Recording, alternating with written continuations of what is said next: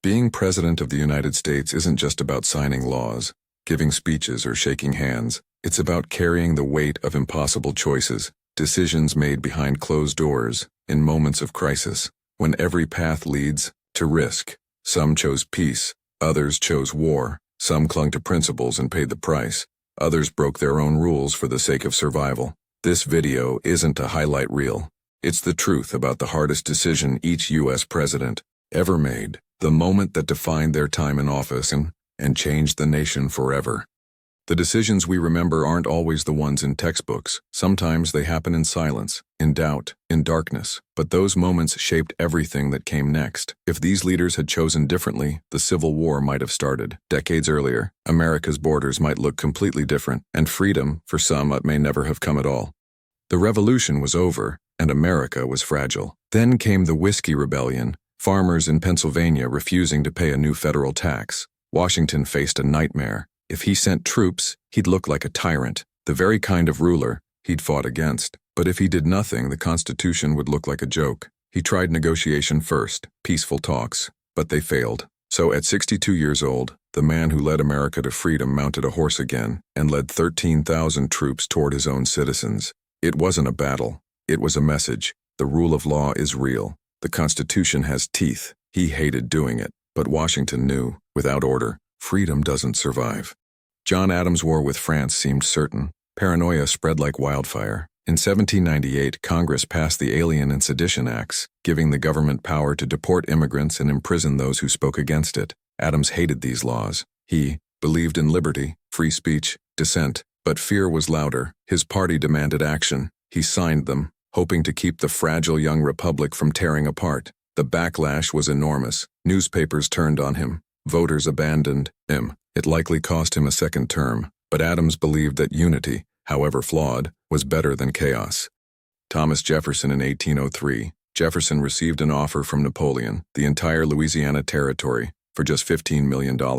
It was a dream, but it came with a problem. The Constitution didn't say a president could buy land, and Jefferson had built his political career on strict constitutional interpretation. He feared being called a hypocrite. For days he hesitated, but the offer wouldn't last forever. He chose expansion over ideology. Overnight, America doubled in size. Sometimes, leadership means bending your own rules for the good of the people.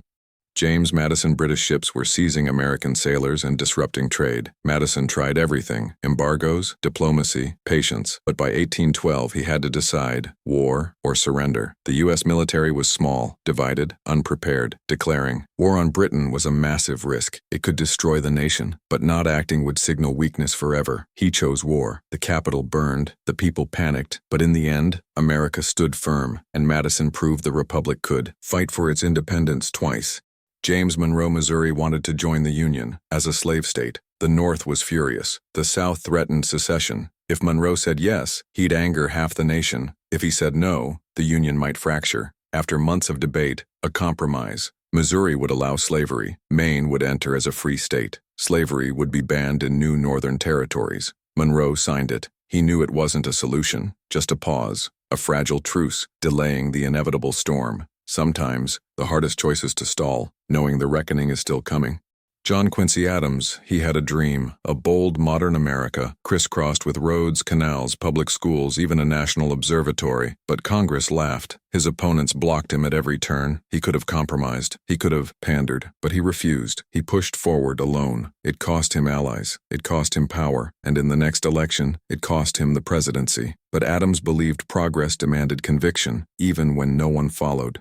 Andrew Jackson, South Carolina, declared a federal tariff law invalid and hinted at secession. Jackson hated the tariff too, and he was a champion of states' rights. But he saw the real threat. If one state could ignore federal law, the whole system could collapse. So he drew a hard line. He sent federal troops. He made it clear rebellion would be met with force. He even threatened to hang those who defied the Union. Jackson may have been brash, even brutal, but in that moment, he chose the Union over popularity and over his own principles. Martin Van Buren, the economy collapsed, banks failed, people lost everything, everyone begged for relief, bailouts, cheap money, a fast fix. But Van Buren said no. He believed short-term fixes would only cause long-term pain. He created an independent treasury system. separating government funds from private banks. It was a bold move. It didn't stop the suffering, and it cost him the public's trust. But he chose discipline over panic, and lived with the political consequences. William Henry Harrison, he was president for only 31 days, the shortest term in U.S. history. But even in that time, he clashed with Henry Clay, the most powerful figure in his party. Clay thought he would set the agenda. Harrison pushed back. "I'm the president," he insisted, "not your puppet." He stood his ground. Then he got sick and died. His presidency barely began, but even in a month he made one hard truth clear: power must be earned, not assumed. John Tyler, he became president by accident after Harrison's death. His own party rejected him. He had no allies, and yet he pushed for the annexation of Texas, knowing it could trigger war with Mexico and deepen the divide over slavery. Congress blocked him, so he bypassed them, used a joint resolution instead of a treaty. It was risky, it was bold, and it worked. Texas joined the Union, and America moved closer to war. Tyler chose to act, even if it meant standing completely alone. James K. Polk, he believed it was America's destiny to stretch from coast to coast. When Texas joined the Union, Polk sent troops to a disputed border, baiting Mexico into conflict. The plan worked. War began. Polk got what he wanted: California, the Southwest, and more. But with new land came a brutal question. Would slavery expand into it? He avoided the issue and passed the burden to the next president. Polk achieved greatness, but planted the seeds of the coming Civil War. Zachary Taylor, a slaveholder himself, Taylor shocked the South by opposing the expansion of slavery into the West. When California applied for statehood as a free state, Southern leaders threatened secession. Taylor didn't flinch. He told them if they left the Union, he'd personally lead the army against them. It was a rare moment of principle over self-interest, but before the crisis reached its peak, Taylor died, and the question he tried to settle was left to others. Millard Fillmore, he inherited the storm. To save the Union, he supported the Compromise of 1850, which included the hated Fugitive Slave Act. It forced even free states to return escaped slaves. Fillmore thought it was necessary to hold the country together, but abolitionists were outraged. His own party splintered. He chose unity, but lost his legacy. Franklin Pierce, he hoped to silence the slavery debate. Instead, he inflamed it. He signed the Kansas-Nebraska Act, allowing settlers to vote on slavery, even in places where it had been banned. Violence exploded. Bleeding Kansas began. Pierce's own advisors warned him. He signed it anyway, to appease Southern allies. He chose loyalty and helped lead the nation toward war. James Buchanan, Kansas again. A pro-slavery constitution passed, even though most Kansans opposed it. Buchanan supported it anyway, hoping to settle the issue once and for all. Instead, he split his party, enraged the North, and deepened the country's divide. He believed appeasement would bring peace. It didn't. He made his choice, and then watched the nation unravel. Abraham Lincoln. When Abraham Lincoln took office, his mission was clear: preserve the Union. He didn't run on an abolitionist platform. He even said if he could save the Union without freeing a single slave, he would. But as the Civil War raged on, everything changed. He saw how slavery was fueling the conflict and how it stood in direct opposition to the nation's founding ideals. Still, issuing the Emancipation Proclamation wasn't easy. Border states might defect, public support might collapse, but Lincoln decided that saving the Union wasn't enough. It had to be a just Union. He signed the proclamation, freeing slaves in Confederate states and redefining the war as a battle for freedom. It didn't free every enslaved person instantly, but it changed America's course forever.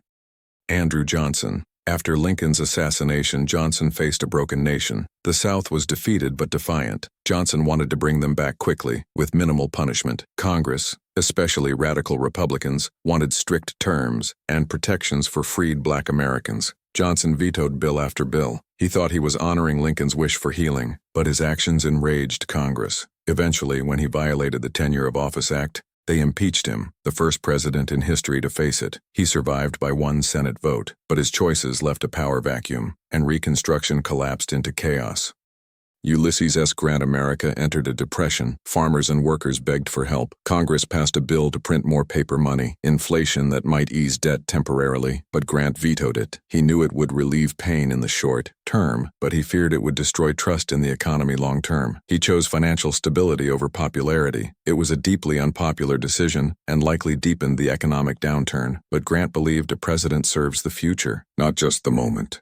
Rutherford B. Hayes. The election of 1876 was a mess. Hayes lost the popular vote and several states were contested. A deal was struck behind closed doors. In exchange for conceding the White House to Hayes, he would end Reconstruction. That meant pulling federal troops out of the South and abandoning black voters and officials. Hayes knew the cost, but he accepted. The South returned to white rule, segregation took hold, and millions were left without protection. He chose peace over justice, and in history never let him forget it.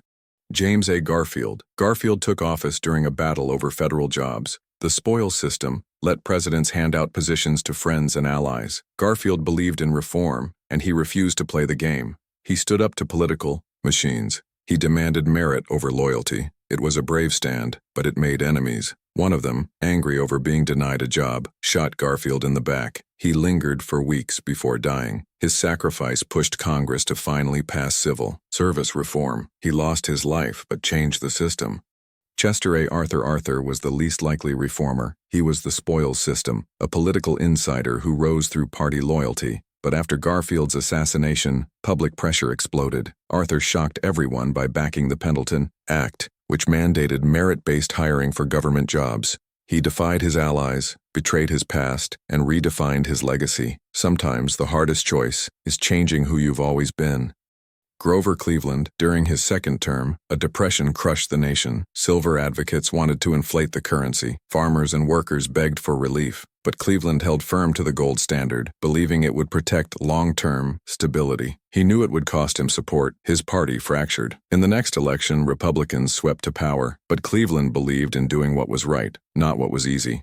Benjamin Harrison. Big business was swallowing the economy. Trusts and monopolies controlled prices, markets, even politics. When the Sherman Antitrust Act crossed his desk in 1890, some wanted to weaken it. Others urged delay. But Harrison signed. He knew it was a gamble. He was risking relationships with industrial powerhouses, but he believed government had a duty to protect fair competition. He chose principle over profit.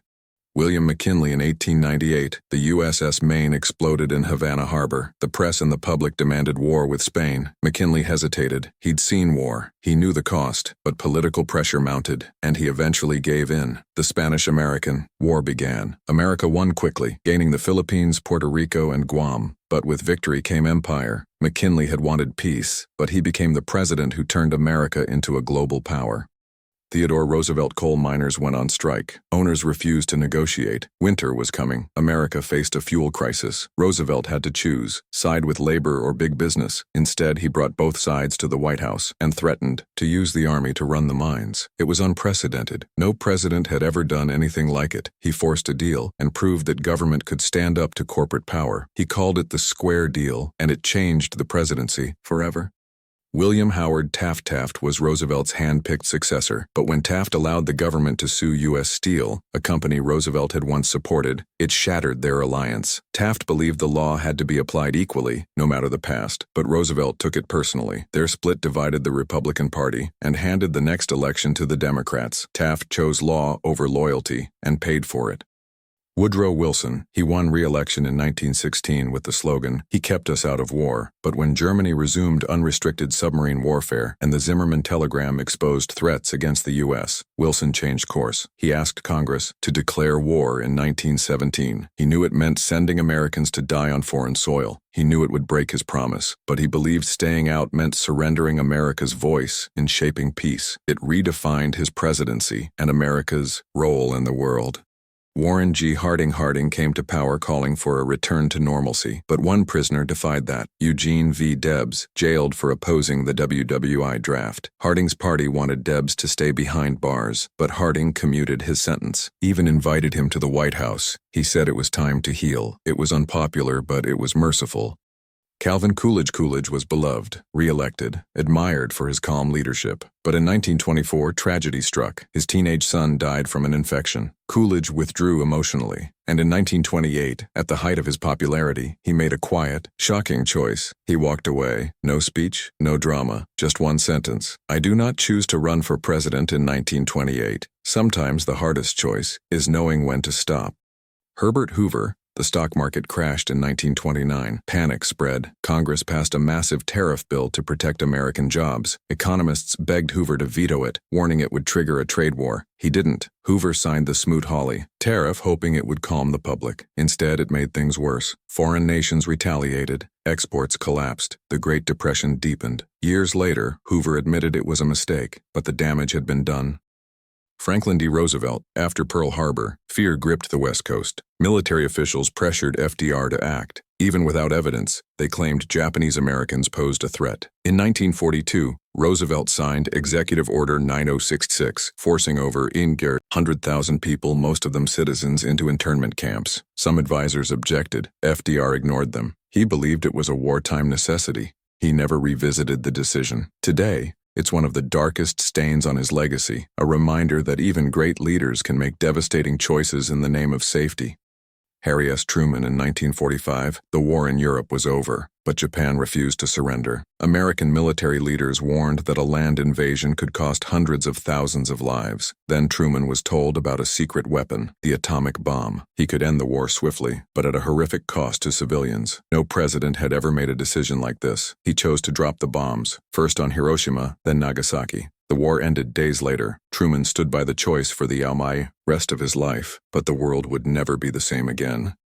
Dwight D. Eisenhower of federal court ordered a high school in Little Rock, Arkansas to integrate, but the governor blocked it, sending the National Guard to stop black students from entering. Eisenhower hated using federal force on U.S. soil, but when state officials defied the law, he acted. He sent the 101st Airborne Division, armed soldiers escorting children to class. It shocked the nation, but Eisenhower chose justice over comfort and proved the Constitution would be upheld, even when unpopular. John F. Kennedy, October 1962. Spy planes revealed Soviet nuclear missiles in Cuba. His advisors pushed for an immediate airstrike, but Kennedy hesitated, knowing one wrong move could trigger global nuclear war. Instead, he ordered a naval blockade, buying time for diplomacy. For 13 days, the world held its breath. Behind the scenes, he secretly agreed to remove U.S. missiles from Turkey in exchange for Soviet withdrawal. He avoided catastrophe, barely, and the weight of that decision never left him. Lyndon B. Johnson inherited Vietnam and escalated it. After a disputed incident in the Gulf of Tonkin, Congress gave him sweeping war powers. Privately, he doubted the war could be won, but publicly, he sent over 500,000 troops. He feared pulling out would make America look weak during the Cold War. The war consumed his presidency, tore apart the nation, and led him to abandon re-election. Johnson's greatest legacy was civil rights. His greatest burden was Vietnam. Richard Nixon in 1972, the Watergate break-in seemed minor, but as the cover-up grew, so did the scandal. When the Supreme Court ordered Nixon to release the secret White House tapes, the truth came out. Faced with near-certain impeachment, Nixon did the unthinkable. He resigned, the first and only U.S. president to do so. It was a public fall from power, but it may have spared the country a deeper wound. Just weeks into his presidency, Ford made a choice that stunned the nation. He pardoned Nixon. No trial, no further investigation. Ford said it was to help America heal, to move on, but many believed it was a secret deal. His approval ratings collapsed. He likely lost re-election because of it, but Ford never wavered. He said, "I had to put the nation ahead of my own political future." Jimmy Carter Iranian militants stormed the U.S. Embassy, taking 52 Americans hostage. For months, Carter tried diplomacy. Then he approved Operation Eagle Claw, a high-risk rescue involving helicopters and secret landings. It failed. 2 aircraft crashed. 8 soldiers died. The hostages remained in captivity. The failed mission crushed his presidency. But Carter made the call, hoping to save lives. Ronald Reagan vowed never to negotiate with terrorists. Then came Iran-Contra. His team secretly sold arms to Iran, hoping to free American hostages in Lebanon. Worse, they funneled the money to rebels in Nicaragua, defying a congressional ban. Reagan first denied it, then admitted he'd approved parts of it. The scandal nearly ended his presidency. It was a betrayal of his own values, one he could never fully explain. George H.W. Bush in 1990, Iraq invaded Kuwait. The world watched to see how the U.S. would respond. Bush built a coalition and launched Operation Desert Storm. They drove Saddam's forces out, but stopped short of removing him from power. Some urged him to finish the job, but Bush feared a wider war. He chose restraint and left Saddam in place, a decision with consequences years later.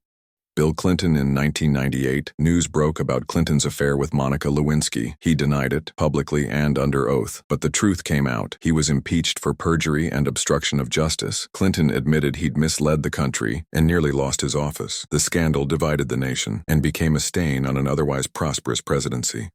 George W. Bush, after 9/11, Bush launched the war in Afghanistan to dismantle al-Qaeda, but in 2003, he made a second and far more controversial choice. He invaded Iraq, claiming Saddam Hussein had weapons of mass destruction. The intelligence was weak. Many allies opposed it, but Bush moved forward. Saddam was toppled, but no weapons were found. The war dragged on for years, costing lives, money, and trust. It became the defining decision of his presidency and a source of global debate to this day. Barack Obama in 2011, intelligence located a man believed to be Osama bin Laden, hiding in a compound in Pakistan. The evidence was uncertain. Obama had two options: a bombing, less risk, but no proof, or a daring Navy SEAL raid. He chose the raid. It worked. Bin Laden was killed. The world changed in a single night, but had it failed, it could have ended his presidency. Obama called it the longest 40 minutes of his life. Donald Trump in early 2020, health officials warned of a looming pandemic. Trump feared a panic and an economic crash, so he downplayed the threat publicly, even as COVID-19 spread. Later, he supported vaccines and signed emergency aid bills, but critics say those early delays cost lives. His supporters say he was protecting the economy. Either way, his handling of COVID-19 became the central moment of his presidency and deeply divided the nation.